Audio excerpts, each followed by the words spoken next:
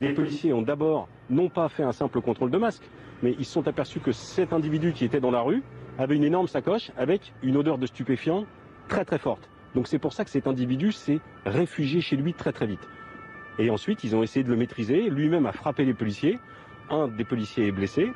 Et c'est quelqu'un qui est peut-être victime, et ça c'est l'enquête qui le dira, mais en tout état de cause, c'est quelqu'un qui est connu pour vol à main armée, association de malfaiteurs, qui a déjà fait la prison et qui a des antécédents judiciaires très lourds. Donc attendons de voir comment se dérouleront les investigations.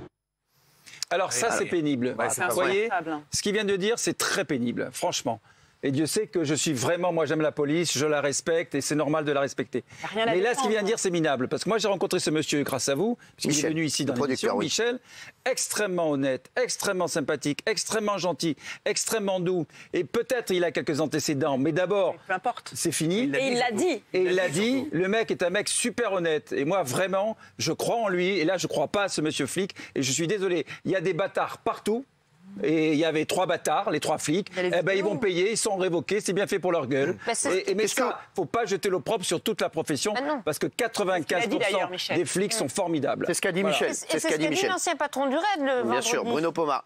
Marlène, sur cette affaire qui a pris une ampleur incroyable, et on le comprend, même le président de la République, Emmanuel Macron, a réagi là-dessus. On avait vu votre ministre de tutelle, Gérald Darmanin, qui était au JT de France 2, qui avait réagi aussi le soir même. Quelle est votre réaction là-dessus, vous? Parce que c'est vrai que maintenant vous êtes rattaché au ministère de l'Intérieur. Oui, bien sûr.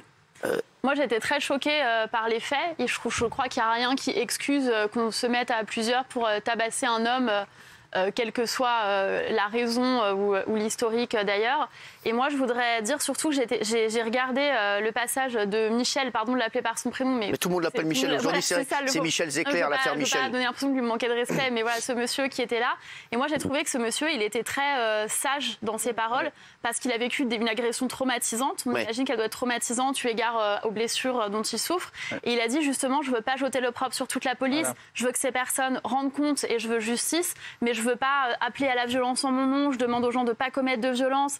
Et je crois qu'on est dans une société où on a trop peur les uns des autres. On a certains jeunes qui nous disent qu'ils ont peur quand ils croisent la police. On a des policiers qui ont peur parce qu'ils sont menacés parce qu'ils sont policiers, parfois menacés de mort jusque chez eux. Et moi, je crois que notre travail à tous, quand on a la chance d'avoir accès à la parole publique, quel que soit notre rôle, c'est vraiment justement de déconstruire ces peurs et de faire que les gens se parlent. Et je crois que ce monsieur, Michel, il a eu vraiment un rôle positif en disant qu'il disait non à toute forme de violence. Alors, et ça doit être salué.